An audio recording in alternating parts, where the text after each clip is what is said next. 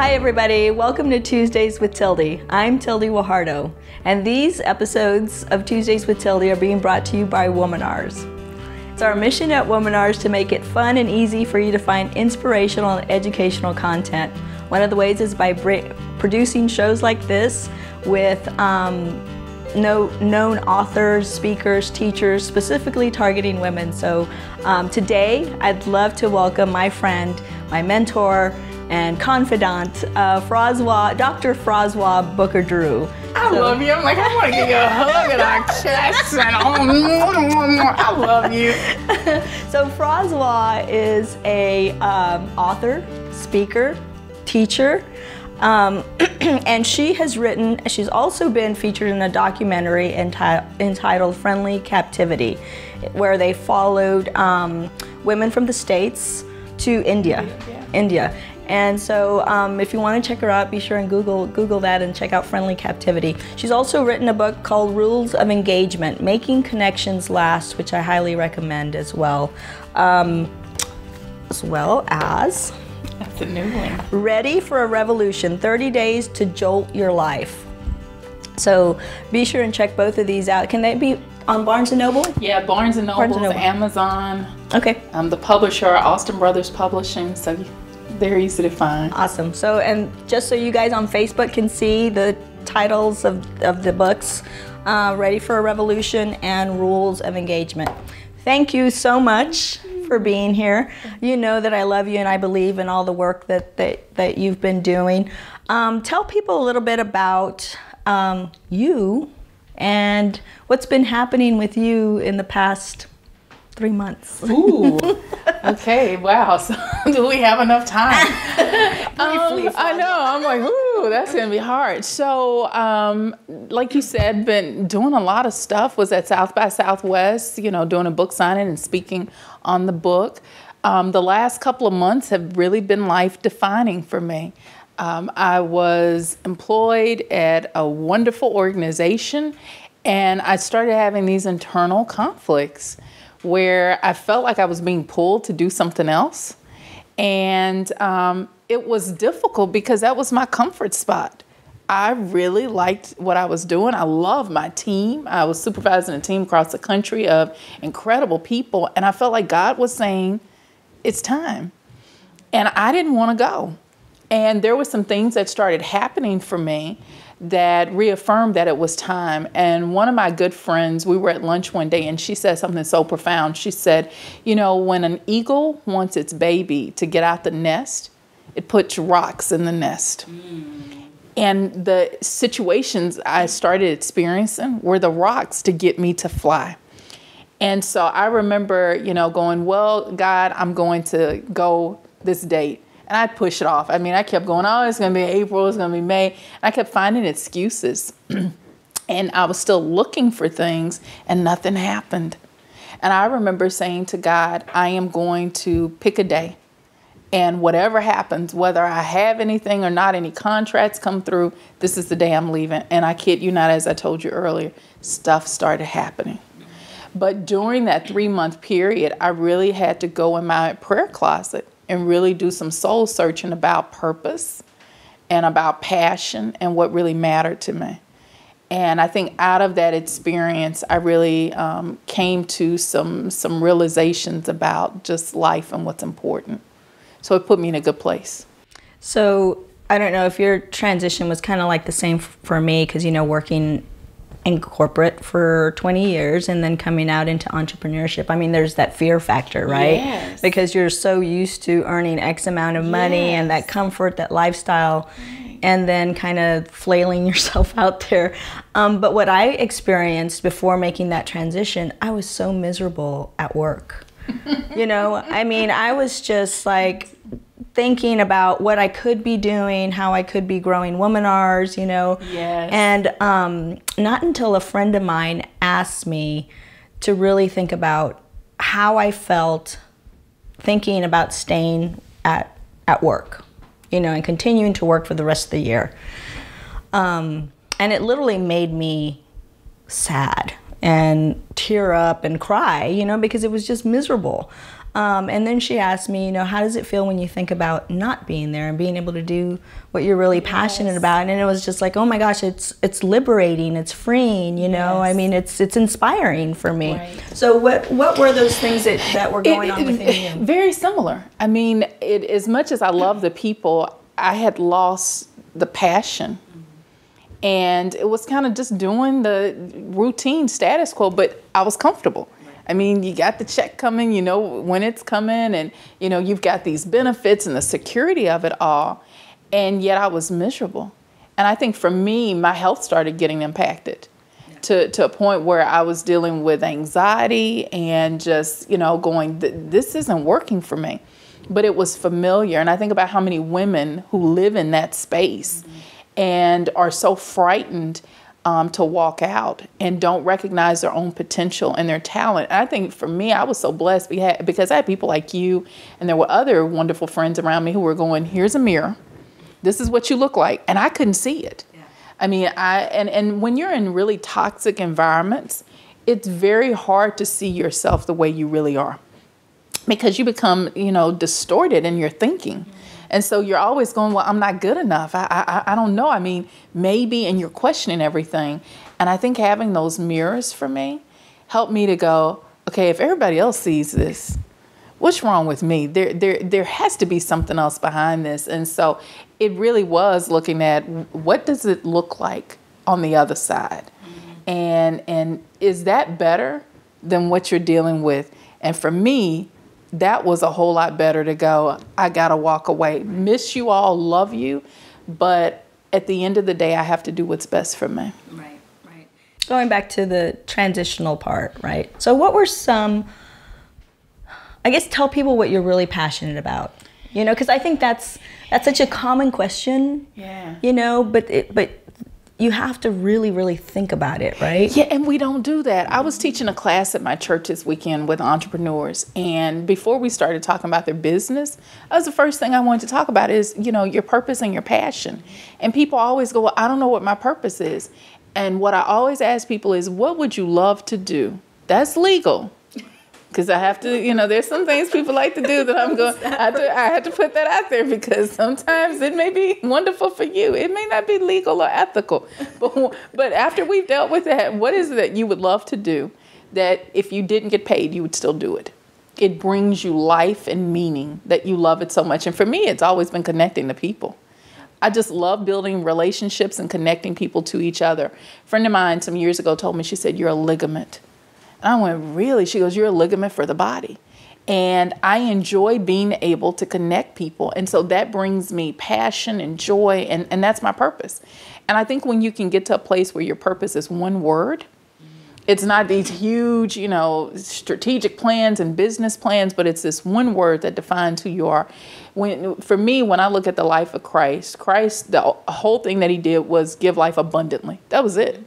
And everything he did, you know, came from that place. And I had to really ask myself, what am I doing that comes from this one place, this one word? And it was connector. And so I think it's really taking the time to sit down and think about, what do you always do that you love doing? And I've had moments where I say, I'm not doing that anymore. People don't appreciate me. I'm tired of this. I'm not helping anybody else. And 5 minutes later, I'm like, okay, what do you need? I can't stop, because it's what I love to do. And I think when you find that thing, it just will begin to open up doors and attract more of it to you. So it's a process. It takes time to figure it out, because I didn't know that at 25 years old. Yeah. But all those experiences that I had up till that point, I think were the foundation for me to realize what it really was, you know, and I get it now. Yeah. And, you know, I think also I'm not a believer in that you follow your passion, or that your passion and purpose is necessarily also your profession. Oh yeah, I agree. You know what I mean? Because I can't make money. That's too much pressure. Well, even for me, I can't make money going, hey, I need to connect you. Yeah, you need to pay me, you know, $3,000 because I need to buy that refrigerator till it has. I mean, that's not going to happen. You know what I mean? Yeah. So I find pieces of that in the work, but outside of that, you know, that's where the books and all the other things have been able to come in. Mm-hmm. Yeah. So you're right. Absolutely. Because I think that that's too much pressure to put on people on trying to figure out, okay, what's my passion and purpose and how can I make money at it? When in reality, one of my passions is traveling. I spend money when I'm traveling. I'm not making money. If I could make money at traveling, I certainly would. And maybe Dave has some ideas for that. Hey, that's the next show. Let's travel and do a series on that. I like that. I'm down. Sign me up. But you're right. I think it is hard. You know, and I think as a society, this is something I've been wrestling with, is this idea. I was telling Go yesterday this idea of dualism, that in this society, it has to be either or. And I don't think we've come to a place of understanding both and. I can have a profession that I enjoy, and I can have a passion outside of that may not even be a part of what I do for work, and it is okay. It doesn't have to be mutually exclusive. And I think for many people, we're always being pulled in this direction. It has to be this. And it may not be that. It could be a series of things, and that's okay. Doesn't make you less of a person. Exactly. So you and I have worked on several different things together. And one of my favorites, and I know your favorites, is Social Issues Time. Yes. And with Gautam Vamula, who actually came up with the idea. And just so enjoyed that, you know. Yes. And I think because we all have that sense of wanting to issue issues to light, yes, that we're kind of still not really discussing, you know, like colorism and, right, and all those things. I know for you, human capital and social capital are like huge babies. Yeah, they are your babies, and I mean, you're an expert at that. So, and that's what you go around speaking about throughout the country. So tell people a little bit, because I know that's what your dissertation, yes, your doctoral dissertation was on that, and then as well as the book. So talk to people about that, because one of the classes and courses that you'll be doing for Womanars is centered on social capital. So yes, talk a little bit about what exactly that is and how important it is. So social capital is this concept that has been around for a really long time. And there was a man by the name of Hannafin who was in this rural community, and he noticed these families were working with each other and talking and building relationships and sharing resources. And so over the years, it just kind of morphed and developed. And Putnam, who I'm like a groupie of his, Robert Putnam, he wrote a book in 2000 called Bowling Alone. And what we talked about in this book is, in America, people used to have dinner parties. Folks would, you know, get together and have bowling leagues. And I remember as a kid, my aunt would take me to her bowling league. And I didn't realize as a child what was going on, but these people were sharing information about jobs and just having community. And so what social capital really is about is relationships, networks, associations. And Putnam discovered that when people build social capital, you really begin to see changes in communities.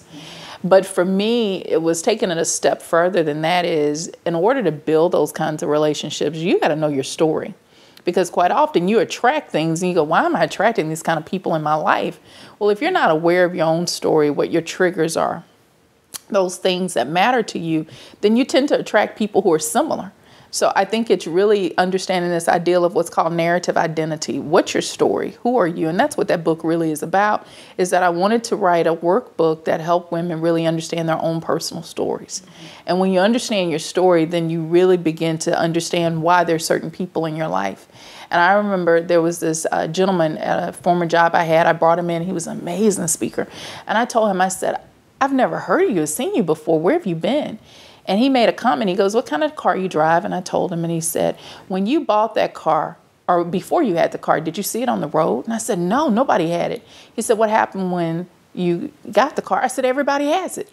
He said, it's what you paid attention to. He said, there are all these wonderful people around you every single day, but you aren't paying attention and focusing in on those people. And when you begin to change and see yourself differently, watch the kind of people that come into your life. So for me, it's been this quest of helping women understand their networks, but also understanding their own stories and how their stories can impact the kind of people they bring into their lives, personally and professionally. Yeah, so tell people the story about your dissertation and what happened with those women. Because, you know, I think, especially now with race relations, the way that they are, and, you know, just all the nastiness that's out there. I love your story because it it's not. I mean, it's a wonderful story about people coming together. So kind of tell the audience a little bit what happened. Yeah. So it started off with the first research group, very similar, was to bring a group of women together because I wanted to see if they would share social capital.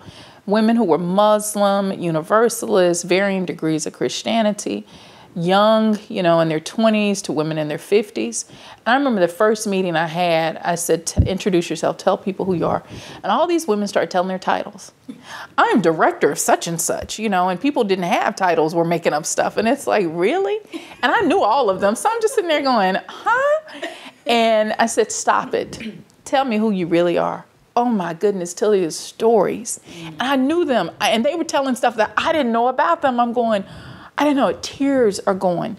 People were talking about drug addictions and dealing with parents or husbands and, or their own drug addictions. And all these stories started coming out. And once those women did that, it created trust. So then they could build relationships. And what's so crazy is we're still hanging out. The dissertation group was very similar. What I wanted to do with them was use this tool called Immunity to Change. Wonderful book by Keegan and Leahy out of Harvard. And the whole goal is to help people figure out what are their barriers to creating change. And I wanted to use this tool to see if it could build social capital because no one else had used it for that. It's used for organizational development, but it really is a tool to help you look at why you do what you do. Amazing. So these women were, putting down, I want to improve upon time management. And you started realizing after they did that and started talking and sharing, it was deeper than time management. It was issues of worth, or insecurity and all these different things. And because of that, they started building relationships, still hanging out with each other. So it helped me to understand that regardless of race, because we had women who were immigrants, or had immigrant backgrounds, different religions, different ages, different professions. When people have safe spaces where they can talk, you recognize that you have more in common than you do different. But I think you also begin to appreciate the differences. And even though there are, some things that you can't grasp, there was one lady who told a story about when she was a little girl, her mom had put a gun to her head. And we're listening and horrified because she is beautiful. She's so educated, just an amazing woman. And she's telling this story. I don't know what that's like, but what I can say is I know what it's like to be frightened. Right. And so I could identify with what must that have felt like as a child to have had that experience. And so for me, it's how do I create these spaces for women to be authentic so that they can connect to each other. And because I know you work with women as much as I do and are passionate about that. Yeah. And what do you see that hinders women from being comfortable in being authentic? It is this desire to please. I think, we want to be accepted. At the core of every human being, it is the desire to feel like you matter, you're heard, you're respected. And I think what keeps us from having, the authenticity is because we don't feel that we're enough. Mm-hmm. And I think when you begin to recognize that you're more than enough and that other people have that, I think when you change your lens, and the truth be told, I think why we have a lot of the problems that we do in society is our really distorted thinking about ourselves. There's this gentleman who's criminal psychologist in Hawaii. I'm fascinated with his work. This man went into this criminally insane hospital and he never met with any of the patients. And every day he would do this prayer. It's a Hawaiian prayer where he basically asked God to forgive him for what was going on in those people's lives because it was a reflection of the chaos inside of him. And within a couple of years, that place they're gone. I remember reading that, yeah. Oh my goodness. So what it says is that so much of the chaos that we see in our lives is a result of who we are. It's not their fault. And so that makes it hard to connect when you don't begin to really see who you are and go, I'm okay. Even with my mess and my brokenness, I'm still okay. And I'm lovable and I'm worthy. Right. And I think those phrases, there was like 3 or 4 key phrases, and that's all that he used. Yeah. I love you. Thank you. I forgive you. And there was a 4th one, and I can't remember right now, but that was all he ever used while he was in that facility. And in like 3 to 4 years, Mm-hmm. I mean, it was empty, which is really telling you the power of your words. Yes. Agreed. You know, I mean, just 3 little words, I love you, or 2 words, thank you. I mean, and how powerful those are for somebody to feel like they're being heard and seen. Yes, that they matter. Yeah. I mean, when you look at it, life and death is in the tongue. Mm-hmm. And so a lot of things that we speak over ourselves, when we attract it, we're in awe and going, why did that happen? Because of what we said. Every single day, you create your destiny by what you say about yourself and about other people. Right. And your thoughts. Yes. Because it's not only what comes out of your mouth, it's what you're telling yourself. Yes. You know? And it really is about, renewing your mind. Your mind has to be transformed daily. Mm-hmm. And when you get all these images that you see and what you listen to, you have to be so careful what you feed yourself. Right. I was reading this wonderful Cherokee story about this grandfather and the little boy, and he's asking about, these 2 wolves, and, this good wolf and the bad wolf, and the little boy says, who wins? And he goes, it's the one that you feed. I think it's so important. We all have good and bad that lives, around us and that we struggle with. Which one do you feed and spend time with? And that's going to be a result of what you feed yourself and the environment that you place yourself in. So let's circle back around and tell people what your daily habits are, practices are on, staying fed. For me, it is reading, and especially my scripture. I try to listen to Psalms before I go to bed, and I pray the Psalms. I remember somebody telling me how that really has impacted their life, and I said, well, I want to try that. And I found when I am consistent in doing that, I sleep so much better. But I do meditation CDs because I'm really, for me, going to bed, that's a very important time, is to really slow things down and reflect. And so I spend time doing that at night. In the mornings, it's more of getting up, reading devotionals, and then, looking at what my day is going to be. I have an app called Keep. And I kind of put things in of stuff. I'm a task list person, which a lot of people are not. I'm sorry, after 3, it doesn't stay in my head, so I have to write down everything else. So I have apps that really help me, look at productivity. I make sure that after a certain time at night, this, I don't do a lot of night activities because I have a child. And even though she's a teenager, to me, this is the most important time because of all the influences. So I pick her up from school, we do practice, I cook. And the 3 months off really forced me to start cooking because I was going out to eat all the time, and that was killing my health. And just starting to cook, I really enjoy doing that. So making that a practice where we have time together to talk as a family is so important to me. And then having downtime where you just do nothing and let your brain just relax, that to me has really become, a part of my schedule. Yeah. I have to. I think for a lot of us, we confuse busyness with productivity. Oh, yeah, and that's a problem. I mean, it's being in captivity to activity. A lady told me years ago. I was like, T-shirt. I love it. But she told me, she said, you're in captivity to activity because you're always doing stuff, but it doesn't really lead you in the direction that you want to go. And so for me, kind of my plumb line or litmus test for things is, is it kingdom building? Is it building me to be a better person? And if it's not doing that or helping other people's lives, then what's the point of really doing it? We do a lot of stuff and I would tell my team this, is it good work or God work? Because you do a lot of good stuff. Is it necessarily the really good, meaningful stuff that you need to do with your life? Mm-hmm. And that becomes the plumb line for me. So for both of us, our faith is it's the most important thing for us. At least for me, and staying centered and staying with my both feet on the ground and keeping my sanity and remembering why I'm here. Me too. And one thing I love to say is, to women in particular, is remember who you are and remember whose you are. Yes. Because that itself for me is empowering. Me too. And we both also are advocates for positive psychology. Yes. Which just for everybody to know, we're looking at bringing a class here to Dallas in the fall, and partnering with the Flourishing Center out of New York City and Amelia and her group of instructors, and wanting to bring positive psychology here to Dallas for a lot of different reasons. But kind of tell people a little bit about what you know, because you know it on a different level than I do. I know how it's impacted my life, combining it with my faith.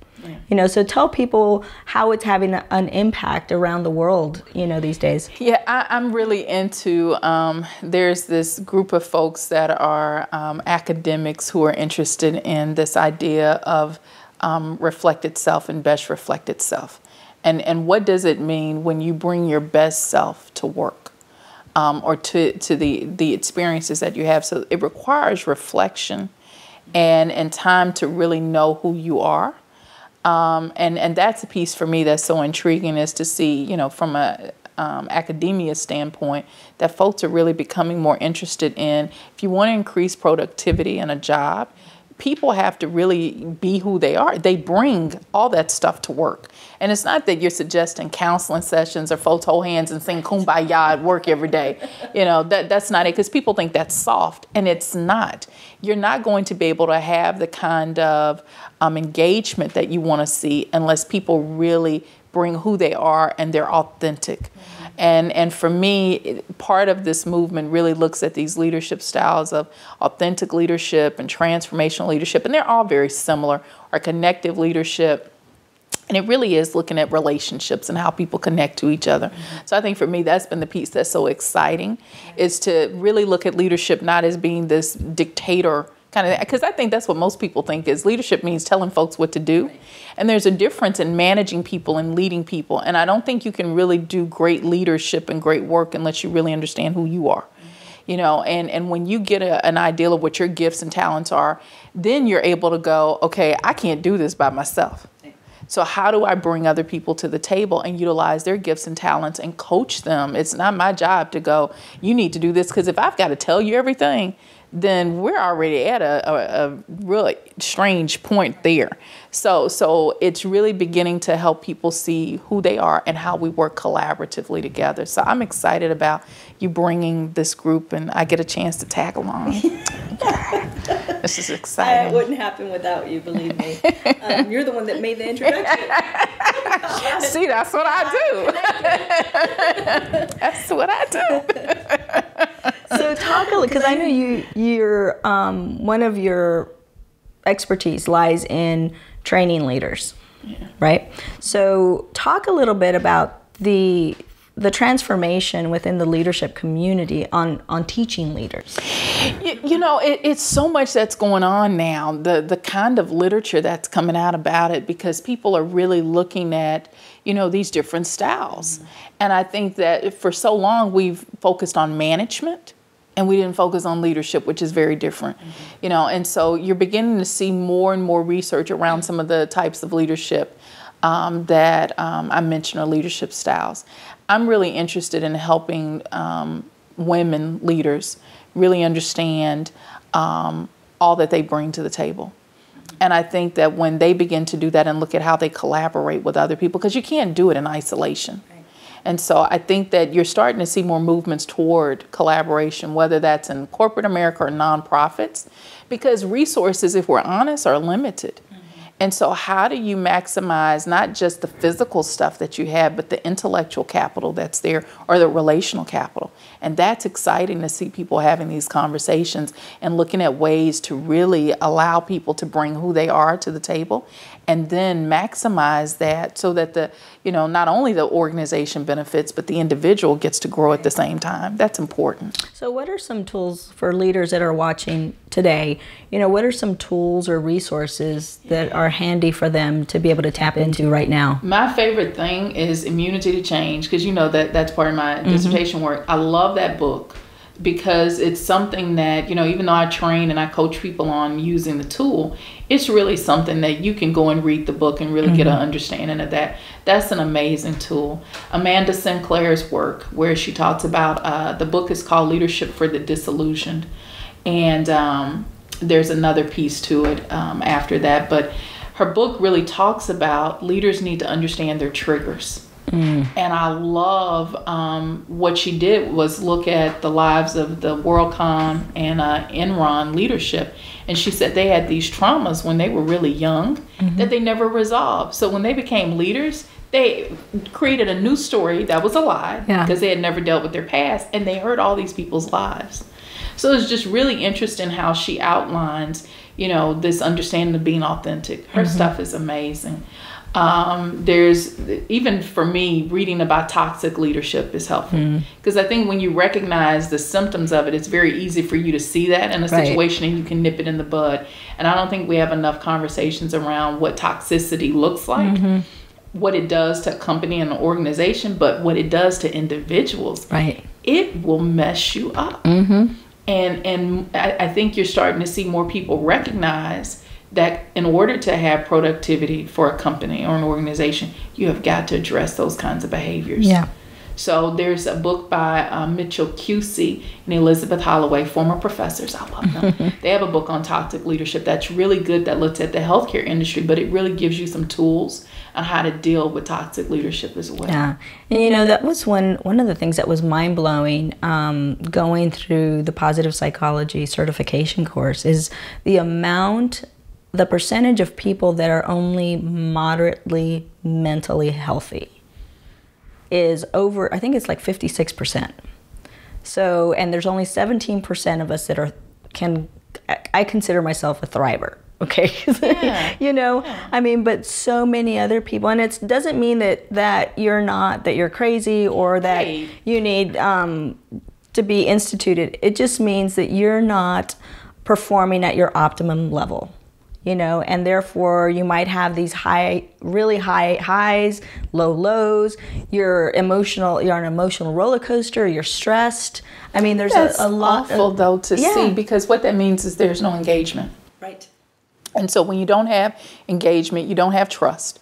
It creates opportunities for sabotage in teams. And you know, one of the things that I love this term about flow, where you really are at this optimal place. All of us have had those experiences where you're doing something and it's like you're in your groove. You're like, this is my zone. How do we really begin to start identifying the areas of flow in our life? And if you don't have that, you're really creating in my opinion, you're creating this detrimental lifestyle for yourself, because you have to have these places that make you feel good about you and that you're going, this is where I'm supposed to be. And if you're not in that, you got to do something different. Exactly. And that's why I'm so excited to bring the positive psychology, because it actually teaches people what are those things, because they're going to be different for all of us. You know, and that's okay. You don't have to mimic. It's like all these articles that I keep seeing about the 7 character traits of successful people. It's like, seriously? Or the 7 things you need to do before 10 o'clock in the morning. I am not a morning person. Me either. And, you know, I would rather go for a walk at 3 o'clock in the afternoon than 6 o'clock, or going to work out at 6 o'clock in the morning. You know, and it's things like that I think we start to create comparison. Well, and to be successful, to me, a characteristic is being unique. I mean, and so if everybody is doing the exact same thing and living in the world in the exact same way, that's problematic. And so was having your phone on during an interview. Okay. I just went with it. I was in flow. It's okay. See how we did that? See how we did that? Was good. You were good. We just flowed with it. So yeah, I think that it's problematic to see, you know, I see that same stuff, and it's like, so we're trying to do this cookie cutter approach. And I think there are some signs and characteristics that, you know, may be there for the general population. I don't think everybody's going to follow that path, and that's okay. I think we got to help people accept themselves and be okay with who they are. You're not going to do it just like me, and that's okay, because when you're trying to be me, you're being second best you.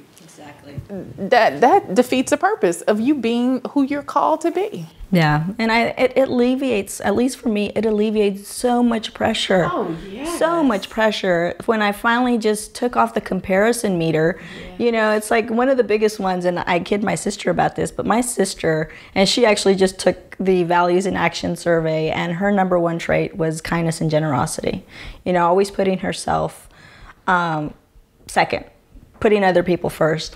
And my comparison meter was always to her because she remembered people's birthdays. I mean, she would give the coat off her back to anybody.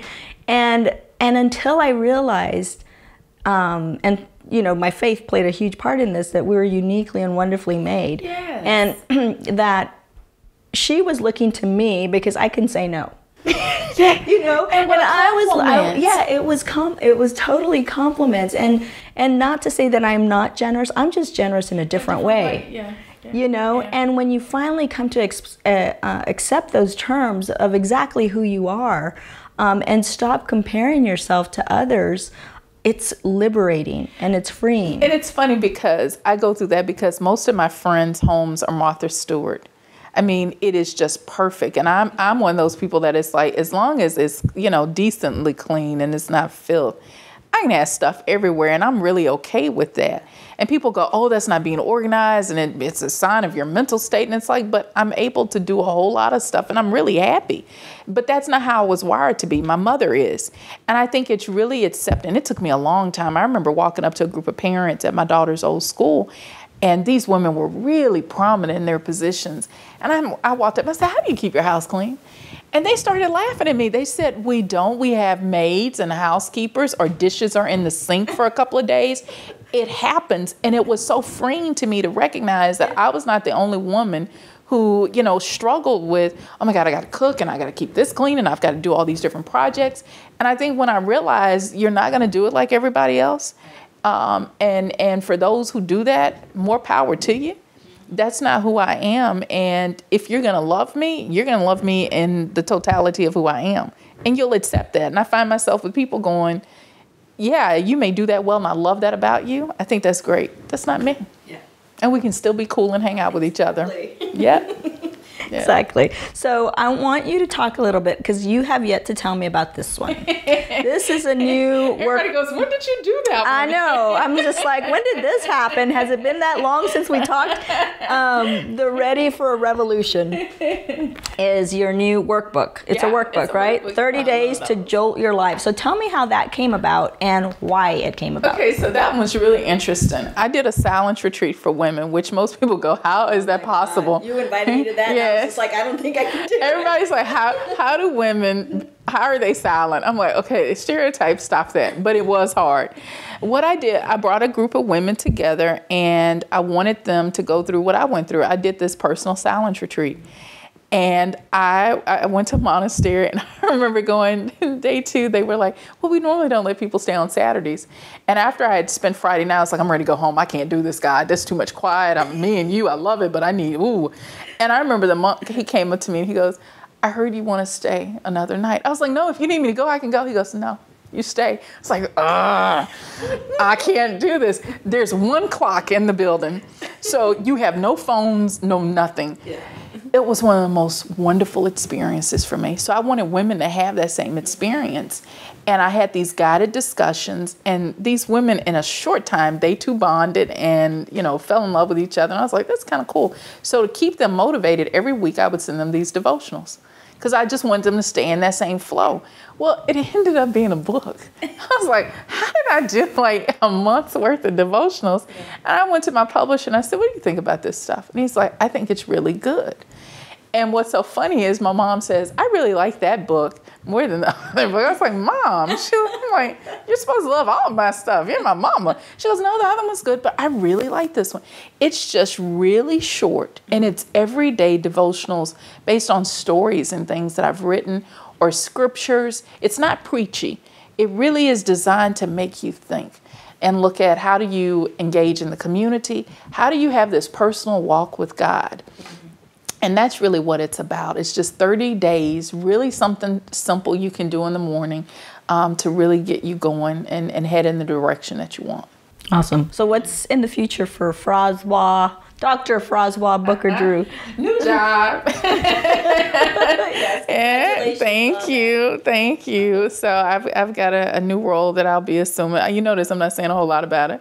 I'll announce that soon enough. But yeah, I'm going to do that. I don't know if there are any more books. I'm sure there are. There may be, but at this point, I'm like, ooh, I'm done. It's a lot of work doing that. It's not just the writing. I have a lot of respect for people who sell books, because you can write them. Anybody can do it. It's the promotion of that. And so that is a second job for me, is just really getting out, trying to, share the content. But I think the future really is working with women and helping build women to find purpose and passion. That's it. And more social issues time episodes. I cannot wait. With Go. Yes. I told you I saw her yesterday. So yes. We're like, we got to get back together. So I can't wait to do that. And then we got some things that, we've been talking about that we're going to put into motion. I'm really excited for you to be one of our instructors. Especially for women in leadership positions. I think you'll bring a wealth of knowledge and information to them and help them transform themselves into the leaders that will make a positive difference in the lives of others. I look forward to it. I'm grateful that you've extended the opportunity for me to share. So, I love you. So I'm asking people to kind of tell the audience why you choose to partner with Womanars. Oh my goodness, you are amazing. I mean, I really mean that. Your passion and your heart for women and people is so obvious. I've become much more careful, or really careful, about the people that I connect to and partner with. And it's more than the product. The product is amazing, and the vision behind it. I'm like, I want to be a part of that, but it's bigger than that. It's you. I think you can have people who have great products, but if the person behind it really doesn't have the right heart and intention, how will it grow and do well and be meaningful? You want to make impact, and you want to change lives, and I want to be a part of that. And so I love who you are. I love your spirit. So whatever I can do to support you, I'm always here. So that's why I partner, is because of you, and I believe in your vision. Don't you sit up here and tear up and start me with both being here crying and, Lord, help us. And so, no, we're not doing that. No. But it's really because of you and what you bring to the table. And I want to be a part of something that's so awesome. Thank you. So that's why. We're kindred spirits. I know. We really are. We really are. And even when our mothers met, they got along so well too. That was so cool. I was like, my mom never really gives out her number like that. She's like, I love her mom. I was like, so it's good. Instant family. Yes. Thank you, honey. Really appreciate your time and taking time out of your busy schedule.